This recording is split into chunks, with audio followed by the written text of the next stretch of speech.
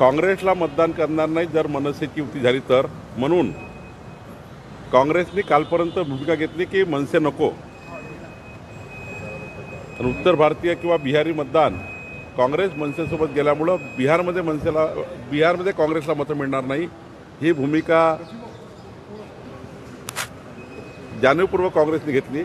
आणि आता बिहारच्या निवडणुका संपल्यावर त्यांना मनसे जे बिहारच्या मतदारांना, उत्तर भारतीयांना ज्यांच्यामुळं मनसेमुळं मतं मिळण्याची शक्यता नाही आहे, आणि म्हणून पुन्हा एकदा जेव्हा उद्धव ठाकरेंनी राजसाहेबाला स्वीकारलं, म्हणून आता काँग्रेसला पर्याय नाही।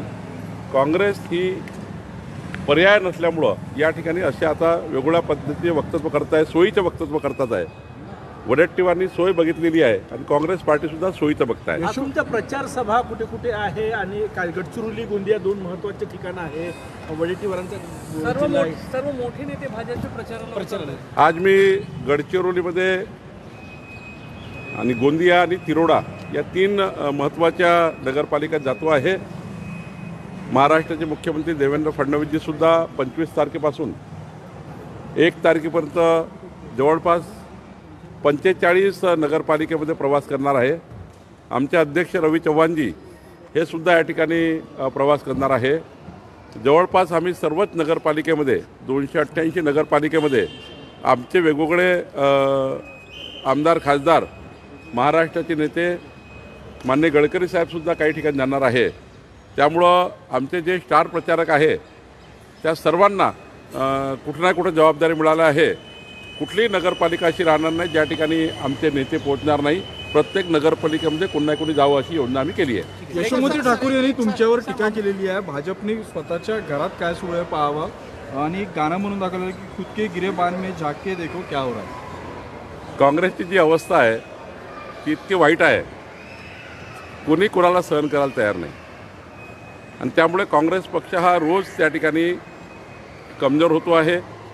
काँग्रेस पक्षाचे हजारो कार्यकर्ते भारतीय जनता पक्षामध्ये पक्षप्रवेश करतात आहे। नेत्यामध्ये असमन्वय आहे, आणि असमन्वय असल्यामुळे कार्यकर्त्यांना, नेत्यांना कोणी सांभाळायला तयार नाही। अस्वस्थ झालेला कार्यकर्ता हा रोज भाजपमध्ये पक्षप्रवेश करत आहे।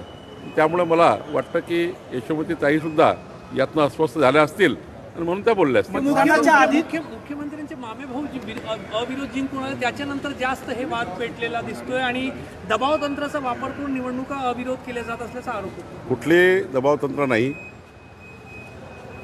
कलोती जे निवडून आले आहेत, एक सृजन धार्मिक सांस्कृतिक कार्यामधलं चांगलं नेतृत्व आहे, आणि तिथल्या संपूर्ण चिखलदऱ्यामधील जनतेने त्यांच्या निवडीला मान्यता दिली आहे। आणि कलोतीकडनं अपेक्षा आहे की त्या ठिकाणी चिखलदऱ्यामध्ये जो काही पुढच्या काळात आम्ही इको टुरिझम प्रकल्प वगैरे करतो आहे, पर्यटनाचा एक प्रकल्प मोठा करतो आहे, कलोतीजीकडनं तिथे अपेक्षा आहे की ते त्या ठिकाणी मोठं डेव्हलपमेंट करतील, म्हणून जनतेने त्यांना अविरोध निवडून दिला। महसूल खात्याने एक चांगला निर्णय घेतला की रुग्णालयांना निःशुल्क जागा दिली जाईल, काय सांगू? वारंवार कॅबिनेटमध्ये यावं लागतं। जे रुग्णालय कॅन्सर आहे, कॅन्सरचे ग्रस्त कॅन्सरकरता जे उपचार करणारे मोठे रुग्णालय आहे, किंवा दुर्धर आजारांनी ग्रस्त लोकांना त्या ठिकाणी चॅरिटेबल आधारावर, CSRच्या आधारावर मोठ्या प्रमाणावर, किंवा कमी किमतीमध्ये उपचार करणारे जे रुग्णालय आहे आणि दुर्धर आजार असणारे रुग्णांना सांभाळणारे, अशा ठिकाणी आम्ही जागा महसूलच्या देण्याचा विचार करतो आहे, जेणेकरून ज्या संस्थाला सरकारकडनं मजबूती मिळाली, मेडिकल सायन्समध्ये काम करणाऱ्या संस्थांना मजबूती मिळाली, तर अधिक त्या ठिकाणी रुग्णाची सेवा होईल। रुग्णसेवा, आरोग्यसेवा हे सरकारचं ब्रीद आहे, आणि म्हणूनच त्या ठिकाणी आम्ही जागा देण्याचा निर्णय केला आहे। मतमोजणीच्या आधी, निवडणुकीच्या आधी 100 नगरसेवक भाजपचे निवडून आलेले आहे काल बिनविरोध। भारतीय जनता पार्टीचा जनतेचा विश्वास आता भाजप आणि महायुतीवर आहे। देवेंद्र फडणवीसचं सरकार, आमचं सरकार महाराष्ट्रामध्ये या ठिकाणी डेव्हलपमेंटचा विषय घेऊन काम करत आहे।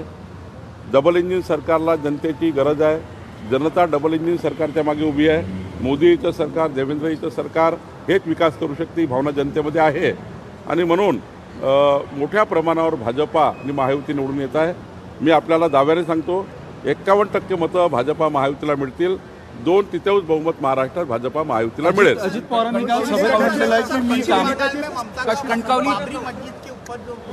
कणकवलीत रवींद्र चव्हाण यांच्यामुळे युती तुटली. निलेश राणे यांनी आरोप केला. तर काही ठिकाणी महायुती झाली नाही आहे. त्यामुळं आम्ही ज्या ठिकाणी युती नाही आहे त्या ठिकाणी मित्रपक्ष लढू आणि मनभेद होणार नाही ती काळजी घेऊ. शिंदे गटाची 35 आमदार फुटणार पुन्हा असा सामनाने आरोप केलेला आहे. ऑपरेशन लोटस सुरू आहे असं त्यांचं म्हणणं आहे. सामन्याचं काही फार सिरियस घेऊ नका. अस्वस्थ लोक सामन्यामध्ये लिहित असतात त्यामुळे फार काळजी करू नका. अजित पवार